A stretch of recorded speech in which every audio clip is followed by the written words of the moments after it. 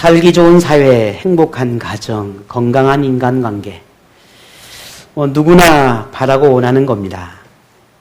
그런데 보고 듣는 것 중에 보면 우리가 늘 요즘 매스컴이라든지 아니면 주변 사람들의 이야기라든지 이런 것들을 우리가 듣게 되면 많은 부분이 좋은 것보다는, 행복하고 아름다운 것보다는 그렇지 않는 것이 더 흔하지 않나 하는 생각을 해봅니다. 분쟁과 다툼이나 불의와 불공평한 것이나 사람들의 이기적이고 독단적이고 계산적인 그런 행태들에 대해서 우리가 더 많이 접하지 않나 싶습니다. 사회든 교회든 심지어 가정에서도 이해나 배려나 관용이나 이타적인 모습을 찾기란 여간 쉽지 않습니다. 그만큼 세상이 많이 바뀌어가고 있고 과거에 우리 어떤 아름다운 것들을 많이 놓치고 살아가는 것은 아닌가 하는 생각을 합니다. 멀리 갈 것 없이 저희 가정 안에서도 보면 참 많이 다르다. 우리 아이들의 행동이나 우리 아이들의 어떠한 모습이나 부모를 생각하는 거나 가정을 생각하는 그런 여러 가지의 형태들을 보게 되면 우리가 가졌던 세대와 분명 다르다라는 것을 느끼게 됩니다. 하물며 우리 어머니, 아버지 세대는 어떻겠습니까? 더 할 수도 있겠지요. 조금 더 좋아지고 조금 더 긍정적이고 조금 더 아름답게 좀 변화되어 갔으면 좋겠는데 그렇지 않는 부분이 더 많지 않나. 어두운 면이 더 많지 않나. 더 좀 심각해져 가고 있지 않나. 그런 염려함도 생기게 됩니다. 이런 어둠이 짙게 드리워지고 있는 현실에서 우리 그리스도인은 어떻게 해야 할까? 이런 세상 속에서 우리 그리스도인의 가정은 또 어떻게 세워져 가야 할까? 믿음으로 세워져 가고 하나님의 부름을 받는 먼저 믿는 오늘 우리가 이 시대를 어떻게 바라보고 어떻게 믿음의 삶을 살아내야 할까? 많은 고민을 해야 할 때입니다. 믿음을 지키고 하나님의 가르침을 따라 살아가기 위해서는 참 우리의 많은 기도도 중요하지만 당연히 기도도 해야 하겠지만 그보다 더 못지않게 중요한 것은 우리의 변화입니다. 우리의 생각의 변화, 먼저 믿는 오늘 우리의 결단의 변화, 혹은 믿음의 삶의 변화가 분명히 필요하다 하는 겁니다. 우리가 사는 세상에 대해서 하나님은 이렇게 평가했습니다. 오늘 본문에 보니 어그러지고 거스르는 세대다 그랬습니다. 물론 오늘 이 빌립보를 기록한 시대, 그 시대이긴 하지만 그러나 여전히 지금도 그 모습은 여전하죠. 하나님은 그렇게 우리를 향해 어그러지고 거스르는 시대다 그렇게 표현했습니다. 여기서 어그러졌다라고 하는 말은 완고하다라는 말입니다. 고집이 세다는 거예요. 그리고 구부러졌다는 거예요. 구부러졌어. 마음도 구부러지고 생각하는 것도 구부러지고 심술궂다는 의미도 있습니다. 이런 의미가 어그러졌다라는 표현이에요. 거스르다라고 하는 말은 부패해졌다는 말이에요. 삐뚤어졌다는 것입니다. 뒤틀렸다는 의미입니다. 이게 세상을 바라보는 하나님의 평가예요. 물론 이러한 모습이 꼭 하나님을 부정하는 사람들에게만이나 아니면 혹은 어떤 특정 사람들에게만 있는가? 아닙니다. 그들에게만 있는 게 아니에요. 그러면요 우리에게도 나에게도 있다라는 거예요. 하나님의 자녀라고 말하는 오늘 우리 자신에게도 이렇게 어그러지고 거스르는 그런 모습들이 있다는 것을 우리는 인정해야 합니다.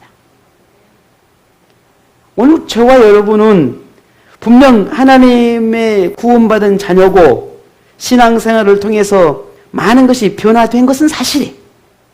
하지만 우리 내면에는 여전히 씻어내지 못하는, 깨어내지 못하는, 변화되지 않는, 여전히 구부러지고 비뚤어진 것들이 존재하고 있다는 겁니다.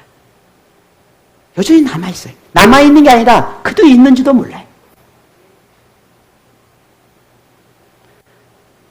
하나님의 은혜를 말하고 하나님의 나라를 말하고 구원받았다라고 하는 것들을 말하고 있지만 여전히 우리에게는 이 죄의 습성들을 꺼내들지 못하는 부분들이 너무 많다는 거죠. 우리는 결코 깨끗하지도 그렇다고 거룩하지도 그렇다고 완전하지도 않습니다. 그런데 이런 우리에게 하나님은 명령하고 있습니다. 우리 그리스도인은 달라야 한다는 겁니다. 하나님의 자녀, 하나님의 부름받은 자녀인 오늘 우리는 비록 세상이 어그러지고 거스르는 형태를 보일지라도 다름의 삶을 살아야 된다는 겁니다. 달라야 된다는 거죠. 세상이 그렇게 흘러갈지라도 우리는 다르게 생각하고 우리는 다르게 행동해야 한다는 말씀입니다. 이것을 오늘 본문의 15절에 이렇게 말씀하지요. 우리 같이 읽어볼까요? 이는 너희가 흠이 없고 순전하여 어그러지고 거스르는 세대 가운데서 하나님의 흠없는 자녀로 세상에서 그들 가운데 빛들로 나타내며 아멘. 이게 하나님이 우리에게 주시는 명령입니다. 하나님은 우리에게 흠이 없고 순전한 태도로 살아라 라고 명령합니다.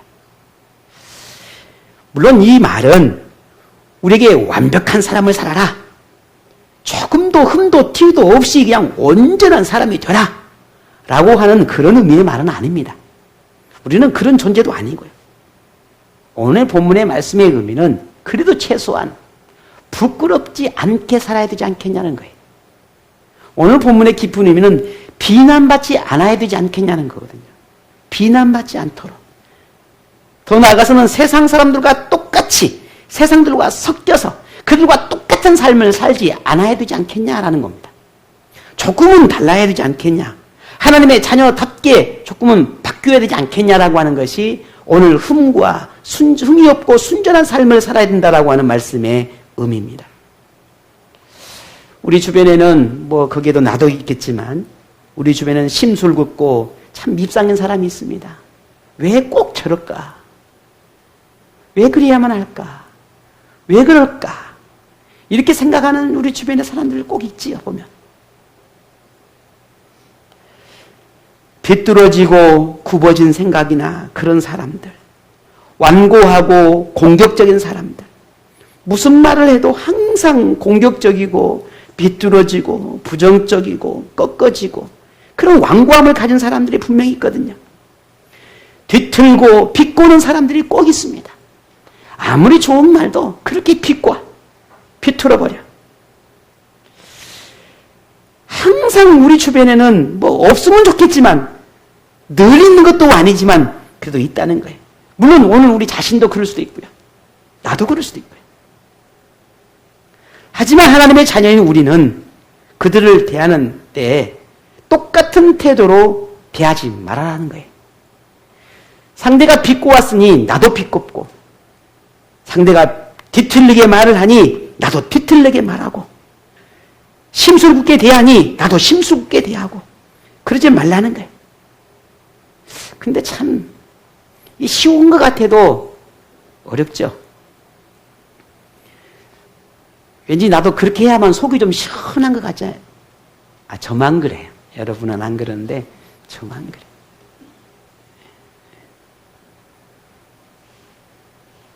그냥 참지를 못하고 그러는 거죠. 우리 모두가 다.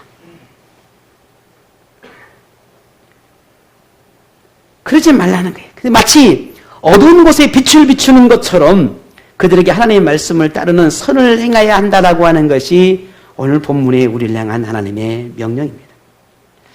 자, 여러분, 오늘 이 한 말씀을 들을 때 여러분 어떤 생각이 들어집니까? 우리는 말씀을 들을 때 이런 삶이 가능할까? 라고 하는 생각을 먼저 떠오릅니다. 무슨 말입니까? 말씀을 들었으니 이 말씀을 붙잡고 순종하고 그래도 뭔가 믿음의 결단을 해야지라고 하는 그런 생각을 먼저 하면 좋겠는데 그러지 못한다는 거예요. 그게 어떻게 힘들어? 아이고, 나 지금 60평생, 70평생 살았지만 그게 힘들더라고. 내가 신앙생활을 20년, 30년 해왔지만 아이고 힘들어. 그냥 말씀은 참 은혜스러워, 좋아. 하나님 말씀이니까. 근데 그렇게 살기는 힘들어. 이것부터 생각한다는 거예요. 하나님은 우리에게 주시는 말씀은 그것부터 생각하라는 것이 아니라 그 말씀이 그러한가 해서 그 말씀을 묵상하고 나는 어떻게 믿음의 말씀을 순종한 삶을 살아낼 수 있을까? 내가 여전히 실패하고 힘들지만 어떻게 하면 내가 이 말씀을 붙들고 결단할 수 있을까라는 것을 먼저 우리에게 생각하기를 바란다는 겁니다. 이게 오늘 우리에게 주시는 말씀이에요. 오늘 우리가 오랜 세월 동안 말씀을 듣다 보면 항상 그 말씀이 생명력 있는 말씀인 것은 분명한데 그 생명력 있는 말씀이 자꾸만 우리 스스로가 그 말씀을 죽여버리는 경우가 참 많아요. 왜? 그 말씀이 내 마음에 새기는 것이 아니라 그 말씀을 그냥 흘러버리는 거예요. 나와 상관없는 것처럼 마치 훌륭하고 좋은 교훈인 것처럼 그러나 그것이 결코 나와 상관없는 말씀처럼 흘러보낸다는 겁니다. 그런데도 오늘 말씀을 통해서 우리에게 또 말씀합니다. 세상에서 그렇게 어그러지고 거스르는 그 세대 속에서 그들 가운데서 너희가 빛들을 나타내며 살아라. 왜 하나님은 성경을 펼 때마다 우리의 삶에 대해서 그렇게 강조하는 말씀들이 수도 없이 헤아릴 수 없이 많이 나올까? 그것은 그만큼 우리가 세상에서 그리스도인으로 사는 삶이 중요하다는 겁니다. 내가 하나님의 자녀라고 하는 이 삶을 반드시 살아내야 한다는 것이죠. 세상은 그런 삶을 필요로 하고 있다는 거예요. 우리 그리스도인은 그리 살아내야 한다는 것이 우리의 삶의 스타일이 되어야 한다는 거예요. 우리의 삶의 방식이 되어야 하고 욕구가 되어야 하고 그게 내 삶의 목표가 되어야 한다는 것이 오늘 우리에게 주시는 하나님의 말씀입니다. 오늘 빌립보를 기록할 당시를 보게 되면 우상숭배와 거짓 복음이 교회와 성도들을 위협하는 그런 시대입니다. 복음을 전한다는 것, 복음을 가지고 믿음으로 살아낸다는 것, 그것은 핍박과 환난을 감내해야 하는 시대였습니다. 물론 지금도 어느 특정한 이런 주변의 나라들 가운데도 여전히 이런 말씀 안에 살아간다는 것, 대놓고 그리스도인의 삶을 살아간다는 것, 그런 선한 믿음의 삶을 드러내놓고 살아간다는 게 여전히 어려운 나라도 있지만 그러나 최소한 우리나라는 그렇지 않지 않습니까? 내가 살고 있는 주변의 환경은 그렇지 않습니다. 그러나 오늘 빌립보 교회에 이 편지를 썼던 이 시대의 이 바울의 모습 속에서 보게 되면 그만큼 힘들고 어렵다는 거예요. 그리스도인으로 산다는 것은 그만큼 고통스러운 삶을 함께 받아들여야 하고 참고 견디어야만 믿음을 지켜낼 수 있는 그런 시대였습니다. 그런데도 그리스도인다운 삶을 강조하고 있습니다. 그런데도 복음을 드러내는 용기 있는 믿음을 삶을 살라고 명령하고 있습니다. 감추어도 몰래 신앙의 삶을 살아내도 부족할 판에 드러내는 삶을, 용기 있는 삶을, 담대한 믿음의 삶을 살아내라고 말하고 있습니다.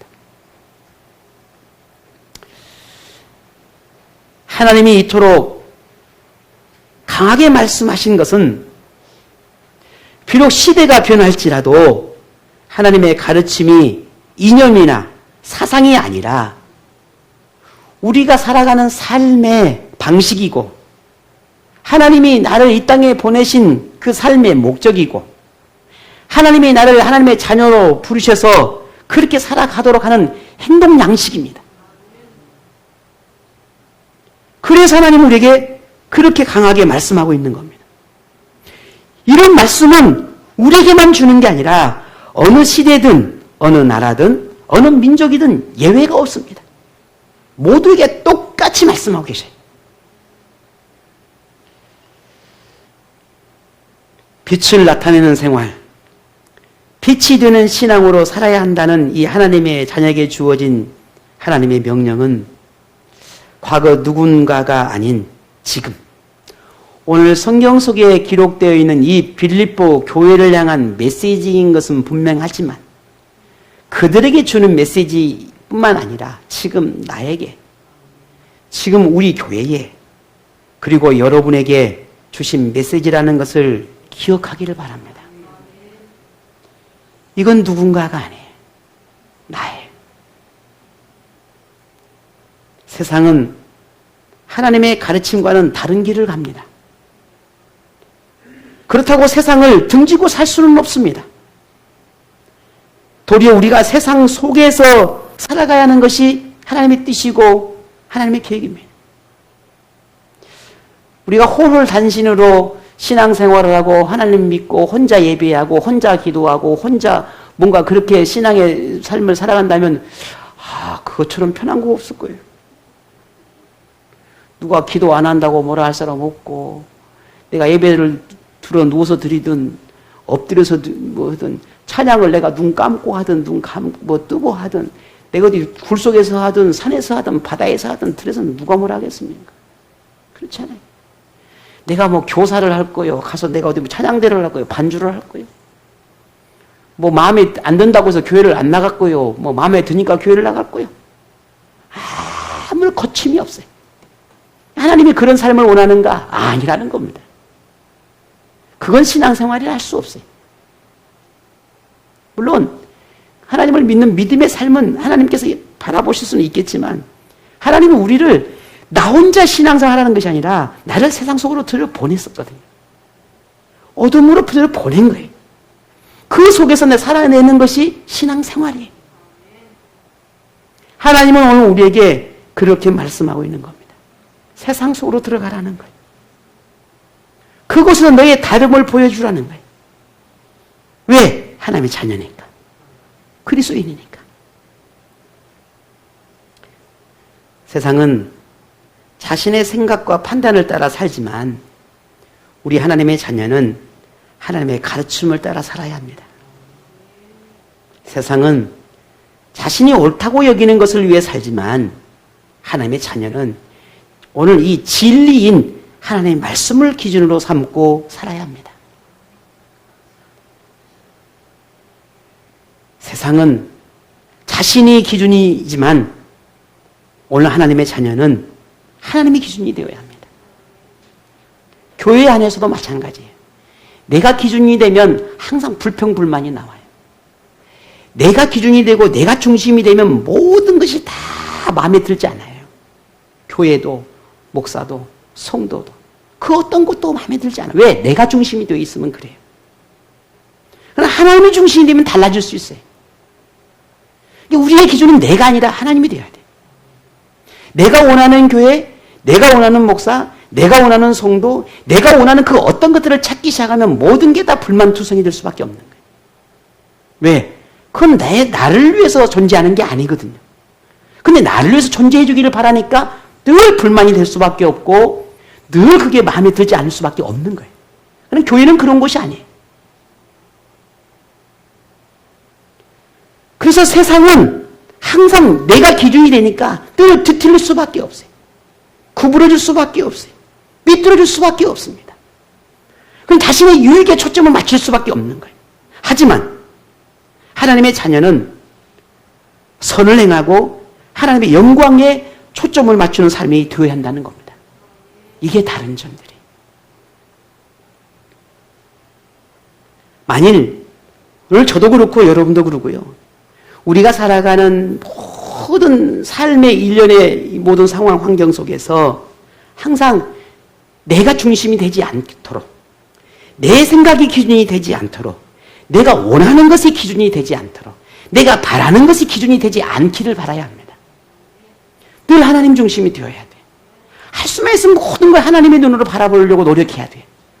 그렇지 않으면 그 어떤 신앙의 삶도, 그 어떤 하나님의 말씀도 내게 생명으로 다가오는 것이 아니라 그 말씀이 칼로 다가오는 겁니다. 내가 휘두르는 무기가 되어버려요. 사람을 죽이는 무기가 될 수도 있어요. 생명을 살리려 하는 무기인데 그 무기를 내가 기준이 돼서 내 마음대로 휘둘러 버리니 그게 사람을 죽이게 되는 거예요. 그 모든 그 어두운 부분들이 가장 많이 드러나는 곳이 교회입니다. 안 돼요, 그러면. 오늘 우리가 하나님의 자녀, 하나님의 자녀이니, 하나님의 자녀가 되었으니, 하나님을 알기 이전에 내 뒤틀어지고 비틀어지고 구부러진 것들을, 내가 기존에 했던 것들을 이제는 자꾸만 내려놓는 습관들을 만들어 가야 합니다. 그래서 하나님 기준을 맞춰가야 돼요. 교회도, 성도를 바라보는 것도, 세상을 바라보는 것도, 내가 살아가는 삶의 스타일도, 내가 헌신하고 수고하는 그 모든 것들도 점점 바꿔가야 합니다. 물론 완전하게 완벽할 수는 없을 것입니다. 그럼에도 불구하고 오늘 우리 하나님께서 우리에게 이렇게 명령하신 말씀이 있으니 우리는 또다시 오늘 또 우리 자신들을 점검해 보자는 겁니다. 그래야만 또 내가 생각이 다시 세워지고 다시 기회를 만들고 또다시 뭔가의 길을 나서지 않겠습니까? 바울은 빌립보 교회를 향해서 간곡하게 부탁을 합니다. 하나님의 자녀로서, 그리스도인으로서 세상 속에서 어떻게 살아야 하는지, 무엇이 옳은 삶인지 그 기준을 제시합니다. 빌립보 교회가 하나님 앞에서 부끄럽지 않기를, 바울이 목숨을 아끼지 않고 말씀을 전하고 헌신하고 희생해서 세웠던 그 교회가 하나님과 세상으로부터 인정받기를, 그런 성도가 되기를 간절히 호소하고 있습니다. 그렇게 하나님의 말씀 위에서 든든히 세워가는 그 빌립보 교회로 인해서 바울 자신도 하나님 앞에 부끄럽지 않은 그런 종이 되기를 소망하고 있습니다. 이것은 오늘 본문 마지막 16절에 그렇게 말하고 있습니다. 우리 같이 읽어볼까요? 생명의 말씀을 밝혀 나의 다름질이 헛되지 아니하고 수고도 헛되지 아니하므로 그리스도의 날에 내가 자랑할 것이 있게 하려 함이라. 아멘. 이제는 우리를 향한 성령 하나님께서 말씀하시는 이 말씀을 우리는 들어야 합니다. 흠이 없고 순전한 하나님의 자녀로 빛이 되는 신앙으로 살라고 우리에게 명령하고 있습니다. 물론 우리는 불완전합니다. 말씀을 들을 때는 수많은 결단과 생각들을 하지만 또 순식간에 한순간에 무너지는 것들이 또 우리의 모습들이죠. 그렇게 불완전합니다. 어그러지고 거스르는 것들을 따르는 그런 본성들이 여전히 우리 안에 가지고 있습니다. 그런데도 하나님은 우리에게 흠없고 순전한 생활로 빛을 드러내는 삶을 살라고 명령하십니다. 자, 그렇다면 이 명령에 순종하는 삶을 사는 것이 나의 의무이고 나의 책임이고 나의 믿음의 고백이 되어야 하겠다는 겁니다. 이걸 순복할 수 있는 것이 믿음이고 그렇게 살아내도록 고백하고 결단하는 것이 믿음입니다. 오늘 저와 여러분, 이 믿음의 고백이 여러분 모두에게 있기를 원합니다. 특별히 금주는 설 명제를 맞은 특별한 날이지요. 가족이라고 해서 다 같은 수는 없고 오히려 다른 것이 더 많을 수 있죠. 무엇보다 가족 안에도 그리스도인이 있고 비그리스도인이 있습니다. 설령 그리스도인이라 할지라도 신앙의 정도가 다 다릅니다. 그러니 오늘 말씀에서처럼 하나님의 자녀됨이라는 것이 무엇일까라고 하는 것을 우리가 기억하면서 누구보다도 가장 먼저, 어느 곳에서보다 가장 먼저 내가 속해 있는 가족, 그들에게 먼저 하나님의 자녀됨을 드러내 보여야 할 것입니다. 이보다 더 중요한 건 없습니다. 하나님의 자녀라고 하는 이 특별한 은혜를 입은 우리가 하나님의 자녀라는 것을 가장 먼저 드러내야 하는 곳이 있다면 그게 가정이 되어야 합니다. 어쩌면 하나님의 자녀로서 빛을 드러내기 가장 힘든 곳이 가정일 것입니다. 왜? 나의 모든 걸 보고 있으니까. 나의 모든 것을 알고 있으니까. 그러나 하나님의 자녀로서 인정받는 곳도 가정이어야 하고 하나님의 자녀라고 하는 이 특별한 삶을 살아야 할 곳도 가정입니다. 어느 곳보다 가정에서부터 하나님의 자녀로서 하나님께 사랑받을 만한, 하나님께 자랑할 만한 그런 모습들이 시작되어야 한다는 겁니다. 여러분 종종 그런 말씀을 드리는 것 같습니다만 저 역시도 마찬가지입니다. 우리 아이들에게도 제 아내에게도 목사이기 전에 아빠이고 남편입니다. 그리고 그리스도인이거든요. 신앙의 모습을, 바른 모습을 보여줘야 되고 온전한 모습으로 신앙의 삶을 인도해 가야 하고 이끌어줘야 하고 가정의 가장으로서 또 목회자로서 또 그리스도인으로서 하나님의 자녀로서 바른 신앙의 기준을 세워가야 하고 건강하고 옳은 신앙의 삶을 살아내도록 보여주고 가르치고 지도해줘야 하는 책임이 전 저에게 있다고 생각을 합니다. 그래서 늘 그 부분을 잊지 않습니다. 우리 아이들에게는 더더욱 더 그렇고요. 뭐 다 해보시든 강제로 뭔가 요구하고 가르치고 뭔가를 뭐 한다고 해서 되는 게 아니잖아요. 그렇다고 포기할 수는 없지 않습니까?